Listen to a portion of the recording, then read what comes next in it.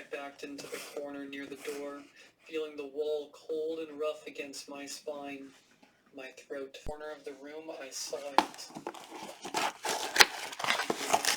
Tall and impossibly thin, with one too long bent in the wrong places. Its head tilted at an unnatural angle. It was draped in tattered black cloth which clung to its form like a shroud. Its face? It had no face. Just a smooth, pale surface, featureless but somehow filled with malice. The figure didn't move. It simply stood. The hotel loomed behind me, dark and silent, its sign flickering in the dawn light, but there, in the doorway, I saw a figure standing, watching me. It was the woman from the front desk. She raised a hand, giving me a slow, sad wave, and in that moment, I saw her face clearly for the first time. She looked like the woman from the closet, older perhaps, but unmistakably the same. Her eyes were hollow, empty, as if there was nothing behind them. She had that same smile that seemed just as hollow. And as I turned away, a chill ran down my spine because I swear I heard her whisper, drifting through the cold morning air, "We'll be ready for you whenever you decide to come back." I didn't look back. I broke into a full sprint. I kept running. I didn't stop until I was well down the highway, legs shaking, lungs burning. The sun was rising, casting long shadows across the empty road. My mind was a blur, replaying every horrific detail, every sound, every face. Finally, a car pulled up, a beat-up pickup with a grizzled old driver, who took one look at my drenched clothes and haunted expression, and without a word opened the passenger door. "Trouble?" he asked as I climbed in, trying to catch my breath. "Yeah," I managed, voice hoarse. "Broke down, stayed at some hotel." I realized I didn't even know its name. He didn't say anything for a minute, eyes on the road. Then he asked, almost too casually, "That wouldn't have been the old Highway Hotel, would it? Little ways back, place with the busted up neon sign?" I felt a shiver roll over me and nodded. How did he know? He sucked in a breath. "Shame," he muttered under his breath, shaking his head. "Folks around here stay far from that place." I wanted to ask what he meant, wanted to know if he'd seen whatever it was that I'd seen, but the words stuck in my throat, and after a few minutes of silence, I felt myself slipping into an uneasy sleep, exhausted from the night before. I woke up with a deep yawn. We were parked outside a small gas station on what seemed like the edge of a small town. The driver was talking to a mechanic, pointing toward my broken down car, which he'd somehow managed to tow while I slept. He gestured me to get out, handing me an old thermos of coffee before saying, "This is as far as I go, kid. You'd do well to get in that car and keep going. Some places ain't worth visiting." I nodded, barely able to manage a thank you, and watched as he drove off, leaving me in a town I'd never been to before. The mechanic gave me a sympathetic look as he worked on my car, and for a long time, neither of us said anything. But just as he finished up, he glanced at me, a strange, unreadable look in his eyes. "You know, that hotel? Place has been closed for decades. Your friend told me about it. You should count yourself lucky. Not many people drive down that highway." I froze, my stomach dropping. "No, that's not possible," I stammered. "I was just there last night. There was a woman at the desk. I got a room." He gave me a wary look, like he'd heard this before. "You'd be surprised how many folks stay there, thinking it's real. I've heard stories like yours a dozen times over. Trust me, kid, whatever you think you saw in there was not real." I felt a chill wash over me. What happened there?" I forced myself to ask. The mechanic glanced around as if he didn't want anyone else to hear. It used to be a respectable place, that hotel, but something changed. Some say a guest went missing. Others say it was the owners, the husband and wife who ran it. One day, folks just stopped seeing them around. Only thing anyone knows for sure is that people who stay there, sometimes they come back, sometimes they don't. I wanted to protest, to insist that what I'd seen was real, but he was already closing up, giving me a look that said he didn't want to talk about it any further. I thanked him and got into my car, hands trembling as I gripped the steering wheel. As I drove out of town, I kept glancing in the rearview mirror, expecting to see something following me, but there was nothing. Just the empty highway stretching behind me, just miles of desolate road. Days went by and I tried to put the whole thing behind me, to convince myself it was just a nightmare. I tried to have a good time with my parents, but that night changed me. My dreams were plagued with whispers, scratching sounds, glimpses of pale, twisted figures, hiding in the shadows. I'd wake up in a sweat, heart racing, feeling that same suffocating pressure, as if something unseen was watching me.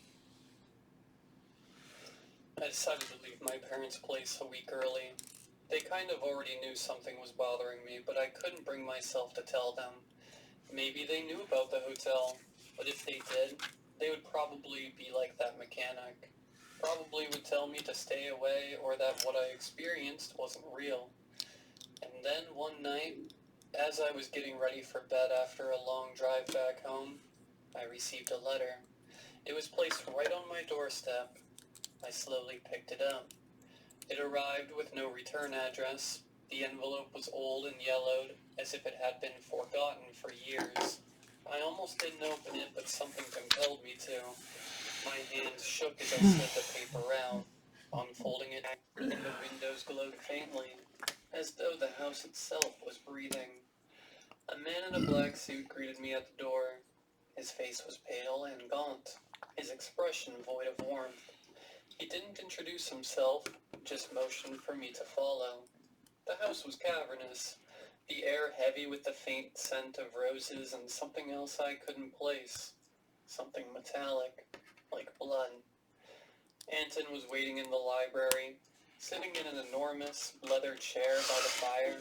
He was older than I expected, mid-50s maybe, but handsome in that weathered, aristocratic way. His salt and pepper hair was swept back, and his tailored suit hugged his frame like it had been sewn onto him. His presence was magnetic, the kind that made it hard to look away. "You're even more exquisite than I was told," he said, his voice smooth and deliberate. "Thank you," I replied, slipping into my professional charm. He didn't touch me, didn't move closer. He just studied me, his eyes sharp and unrelenting, like he was memorizing every detail of my face. "Do you like games?" he asked suddenly. "Depends on the game." His lips curled into a thin smile. "Good. I like a woman with an adventurous spirit." That was our first meeting. He didn't ask for anything physical, just talked. His words were strange, full of riddles and half-truths. He spoke of beauty and power, of how true worth lay in what couldn't be seen. When I left that night, he handed me an envelope. Inside was $50,000. I should have walked away. Something about him set my nerves on edge, but the money was too good. Over the next few weeks, I visited him several more times. Each time was the same. Cryptic conversations, no touching, and another envelope of cash. Then one night, he asked me to stay. "It's late," he said, pouring me a glass of wine from a crystal decanter. The liquid shimmered in the firelight like molten rubies. "Why not spend the night? I have a guest room prepared for you."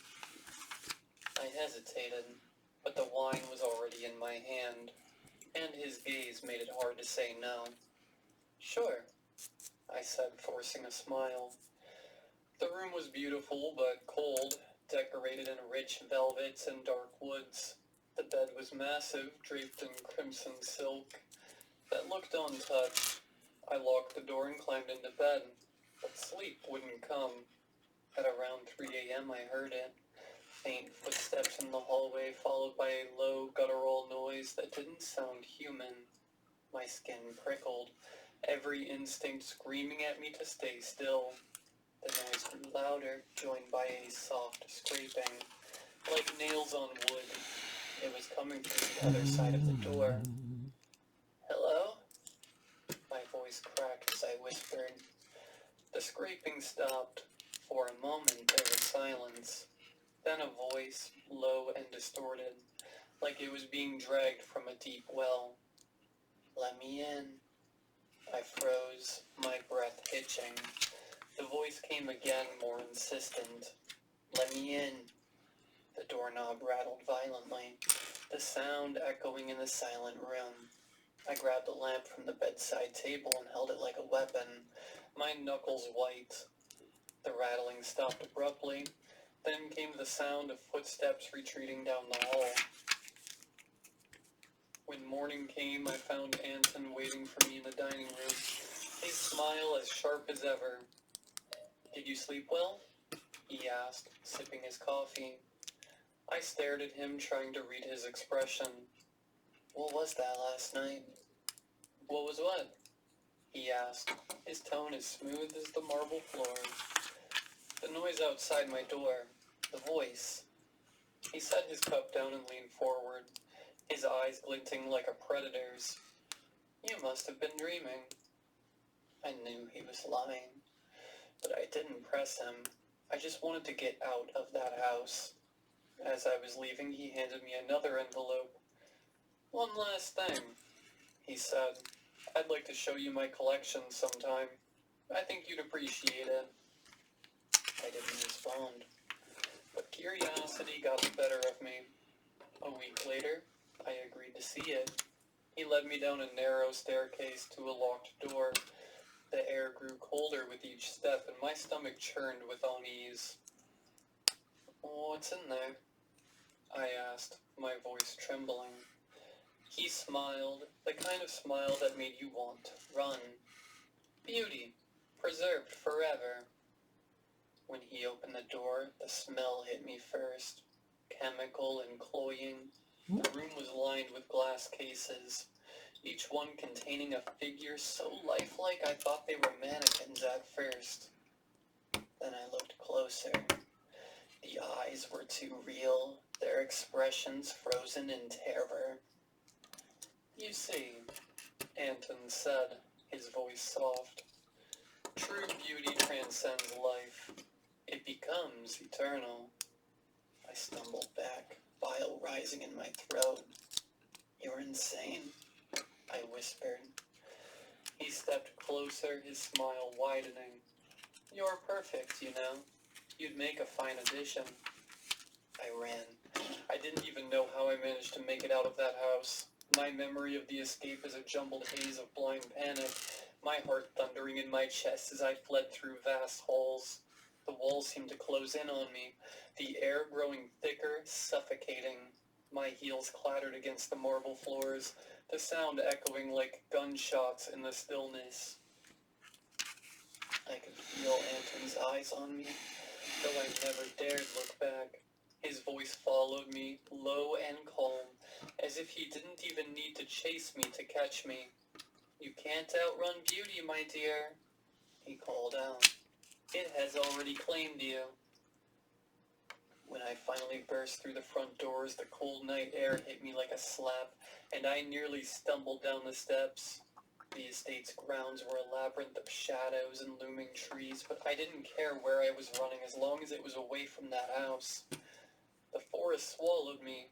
Branches clawed at my skin and hair, the scent of damp earth filling my nose as I stumbled and tripped over roots and stones.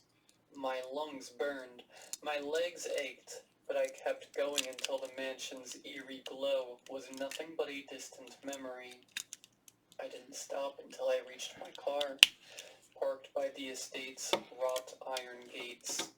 My hands trembled as I fumbled with the keys, dropping them twice before finally jamming one into the ignition. The engine roared to life and I peeled away from that place, my tires screeching against the gravel. But even as I drove, I couldn't shake the feeling that something was wrong. The shadows outside the car seemed too dark, too dense, as if they were alive and watching. By the time I reached the city, I was shaking so hard I could barely hold the wheel. I checked into the first motel I saw, a dingy place with flickering neon lights, and barricaded myself in the room. I didn't bother with the bed. I sat on the floor in the corner, clutching the lamp from the nightstand like it could protect me. Hours passed, my mind raced with images of Anton's collection. The frozen faces locked in glass cases, their eyes pleading for release. I thought about his words. Beauty, preserved forever. I wanted to tell myself it was some elaborate nightmare, but the smell of those chemicals, the glint of terror in their eyes, was too vivid, too real. Then, just as I was starting to think I might be safe, I heard it. A soft knock at the door. My heart stopped. Knock, knock, knock. Who's there? My voice cracked as I shouted, though deep down I didn't want an answer. Silence. I crept toward the door, pressing my ear against the cheap wood. My pulse thundered in my ears as I peered through the peephole. Nothing. I exhaled shakily, backing away. Maybe it was just my imagination, paranoia playing tricks on me. Then I heard it again. Scrape, scrape. The sound of something sharp dragging along the floor. Distorted. Wrong. My eyes weren't mine anymore. They were hollow, lifeless, the same as the figures in Anton's collection. And then, the world went black. When I woke up, I was back in the mansion, but I wasn't in my body. I was inside the glass. I could see everything. The room, the cases, the other faces staring back at me, their mouths frozen in silent screams. I tried to scream too, but no sound came out. My body wouldn't move. I was trapped, a prisoner in my own reflection.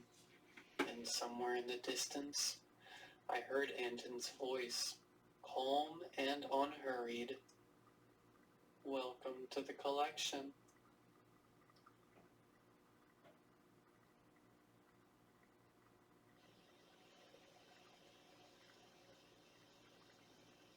I used to live in the middle of backwoods Pennsylvania, near a set of train tracks that ran through the woods. About once, maybe twice a week, I would hear the cry of a train horn splitting the air, always at a different time.